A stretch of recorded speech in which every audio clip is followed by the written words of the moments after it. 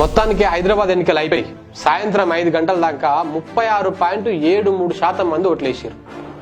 6 గంటల దాకా ఓటింగ్ కాబట్టి ఇక మిగిలిన గంట కలుపుకుంటే ఇంకో 4-5% అనుకుందాం. అంటే మొత్తం 40% మంది ఓట్లేసారు. మరి మిగిలిన 60% మంది ఏం వీక్తురు, ఏడగడ్డి వీక్తురు. అరే గ్రేటర్ హైదరాబాద్ మొత్తంలో 74,67,256 మందికి ఓటక్కుంటే కేవలం 29 లక్షల మంది ఆ ఓటేసేది. మిగిలిన 45 లక్షల మంది ఎక్కడ పోయారా? మీరు అర్జెంటుగా మీ ఓటు హక్కును రద్దు చేసుకోరి, మీ ఆధార్ కార్డును క్యాన్సిల్ చేసుకోరి. మీ వల్ల ఈ హైదరాబాద్కు, ఈ రాష్ట్రానికి, ఈ దేశానికి ఏమీ ఉపయోగం లేదు, నథింగ్. మీరు బాధ్యత లేని పౌరులు, సరైన నాయకుడిని ఎన్నుకోలేని అసమర్థులు, చేతకాని సోంబేరీలు, చదువుకున్న సవటలు.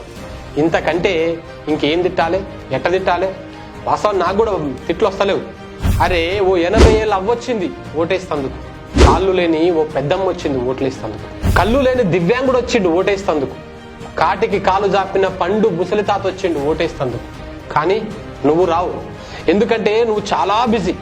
ఎంత బిజీ అంటే నీకు నచ్చిన హీరో సినిమా వస్తే ఎంతసేపు అయినా లైన్లు ఉంటావు, టికెట్ కొంటావు, అడ్వాన్స్ బుకింగ్లు చేసుకుంటావు. పండగ ఆఫర్ పెట్టిండంటే అందరికంటే ముందే పోయి షాపింగ్ మాల్ ముందు క్యూ కడతావు. నీ హీరోయిన్ కోసం గంట సేపైనా రోడ్డు మీద సొల్లు కారుస్తావు.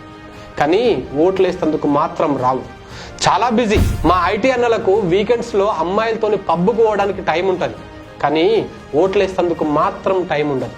సిగ్గు తెచ్చుకోండి. నువ్వు చదివిన చదువు శుద్ధదండగా, నీకు పార్టీలు నచ్చలేదు, లీడర్లు నచ్చలేదంటవా? దానికి ఉందిగా నోటా, దానికి గుద్దు. నోటాను గెలిపించిన ఘనత కూడా నీదే అవుతుంది కదా. అరే మీతోని పోల్చుకుంటే మా పల్లెటూరు 100కు 500% గ్రేట్. వాళ్ళు గొప్ప, వాళ్ళ కర్తవ్యాన్ని వాళ్ళు నిర్వహిస్తారు, ఓటు హక్కును వినియోగించుకుంటారు. పొద్దుగూకే లోపు ఎప్పుడో పాలు వీలు చేసుకొని ఓటేసిపోతారు. ఊరోళ్ళ కంటే ఎక్కువ పనులు ఉంటావే మీకు?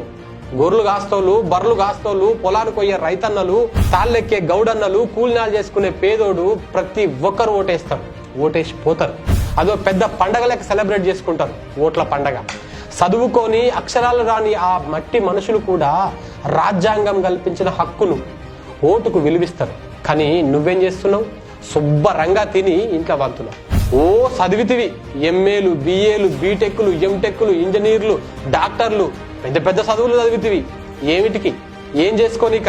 గాడులు గాయనికనా? అన్ని తెలిసిన నువ్వే ఈ దేశాన్ని ఆగం చేస్తున్నావు, అవినీతి పాలు చేస్తున్నావు. ఎట్లంటావా? అవును, నీ వల్లే. నువ్వు ఓటు వేయకపోవడం వల్లే ఓ అవినీతి పరుడు గెలుస్తాడు, ఓ అక్రమార్కుడు రాజ్యాన్ని వెళ్తాడు, ఓ కబ్జాకోరు గద్దెకి కూర్చుంటాడు. నువ్వు ఓటు వేయకపోవడం వల్లే అభివృద్ధి ఆగిపోతుంది, ఓ నీతివంతుడు ఓడిపోతాడు. నిజంగా ప్రజలకు సేవ చేయాలనుకునేటోడు నీరు గారిపోతుండు, ఓ ప్రశ్నించే గొంతుక మూగబోతుంది. ఇది కాదా నువ్వు చేసే తప్పు? ఇంతకంటే ఇంకేం కావాలి? ఇక నీకు అవసరం లేదు. నీ ఓటు హక్కును రద్దు చేసుకో, నీ గుర్తింపు కార్డును అగ్గిల కలిపేయి. భారత రాజ్యాంగం నీకు కల్పించిన ఓటు హక్కును నువ్వు వినియోగించుకున్నందుకు నీకు ప్రశ్నించే హక్కు లేదు. ప్రభుత్వ ఫలాలు పొందే అర్హత లేదు, కోల్పోయినావు. డాక్టర్ బాబాసాహెబ్ అంబేద్కర్ ను, ఆయన రాసిన రాజ్యాంగాన్ని నువ్వు కించపరుస్తున్నావు. నీకు పాలకులను ప్రశ్నించే హక్కు లేదు, మాట్లాడే అర్హత లేదు. సోషల్ మీడియాలో సొల్లు రాయకు, తప్పు ఎత్తు చూపే అర్హత అంతకన్నా లేదు. ఎందుకంటే నువ్వు చచ్చిపోయినావు, నీ హక్కును నువ్వు సంపుకున్నావు. మారాలే, మన సిస్టమ్ మారాలే. ఓటు వేయనోడో లెక్క, ఓటు వేసినోడో లెక్క. చిన్న పిల్లలు, నడవలేని పెద్దలు, అత్యవసరమో ఆరోగ్యం బాగలేక రాని వాళ్ళు తప్ప ఓటేసినోడికే హక్కులు, ప్రభుత్వ ఫలాలు అందాలి. ఓటేస్తేనే కరెంటు రావాలి, ఓటేస్తేనే వాటర్ రావాలి, ఓటేస్తేనే ప్రతి నిత్యావసరం అందాలి. అట్లయితేనే నీకు సిగ్గు వస్తుంది. యాద్ పెట్టుకో, నువ్వు చదువుకున్న సన్నాసివి.